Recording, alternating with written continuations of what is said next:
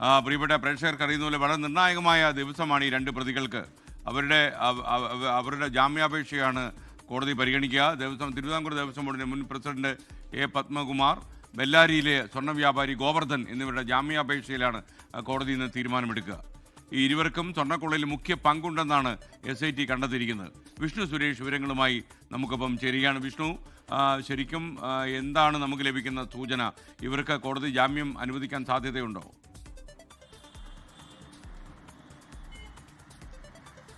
ഇന്നലെയാണ് എ പത്മകുമാറിന്റെ ജാമ്യാപേക്ഷ കൊല്ലം വിജിലൻസ് കോടതി തള്ളിയത്. അതിന് പിന്നാലെയാണ് ഇപ്പോൾ ഹൈക്കോടതി ജാമ്യാപേക്ഷ പരിഗണിക്കുന്നത് എന്നുള്ളതാണ് പ്രധാനപ്പെട്ട കാര്യം. SIT രണ്ടുപേരുടെയും, ഗോവർദ്ധന്റെയും അതോടൊപ്പം തന്നെ പത്മകുമാറിന്റെയും ജാമ്യാപേക്ഷയെ ശക്തമായി എതിർത്തിട്ടുണ്ട്.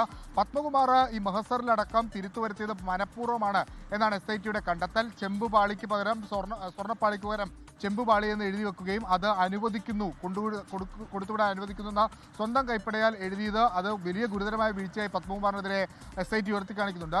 ഗോവർദ്ധനിലേക്ക് എത്തിയാൽ ഈ ഗൂഢാലോചനയിലെ പ്രധാനി ഗോവർദ്ധനാണ്. ഉണ്ണികൃഷ്ണൻ പോറ്റിയും പങ്കജ് ഭണ്ഡാരിയും ഗോവർദ്ധനും ചേർന്നാണ് ഈ ഗൂഢാലോചന നടത്തിയത്. ഈ സ്വർണം മോഷ്ടിക്കുക എന്നത് തന്നെയായിരുന്നു ഇവരുടെ ലക്ഷ്യം. ശബരിമലയിലെ മറ്റു വസ്തുക്കളും മോഷ്ടിക്കാനുള്ള ഗൂഢാലോചന ഇവർ നടത്തിയിട്ടുണ്ട്.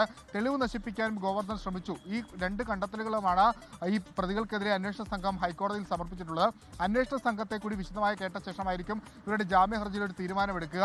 ജാമ്യം ലഭിക്കാനുള്ള സാധ്യത വളരെ കുറവാണ് എന്നാണ് അഭിഭാഷകരുമായി ബന്ധപ്പെടുമ്പോൾ ലഭ്യമാകുന്ന വിവരം. കാരണം അന്വേഷണം അതിന്റെ അവസാന ഘട്ടത്തിലേക്ക് കടക്കുകയാണ്. ഇവരെ കൂടുതൽ ചോദ്യം ചെയ്യേണ്ടതുണ്ട്. അപ്പോൾ ഈ ഘട്ടത്തിൽ ജാമ്യം നൽകിക്കഴിഞ്ഞാൽ അത് കേസിനെ ബാധിക്കാനുള്ള സാധ്യതയുണ്ട്. ആ പശ്ചാത്തലത്തിൽ SIT വലിയ പ്രതീക്ഷയിലാണ് ജാമ്യം ലഭിക്കില്ല എന്നുള്ളത്. പക്ഷേ പരമാവധി ശ്രമം പ്രതികളുടെ ഭാഗത്ത് നിന്ന് ജാമ്യത്തിന് വേണ്ടി ഉണ്ടാകും. ഇന്ന് രാവിലെ തന്നെ ജസ്റ്റിസ് എ ബദറുദ്ദീന്റെ ബെഞ്ചാണ് ഇരുവരുടെയും ജാമ്യ ഹർജി പരിഗണിക്കുക.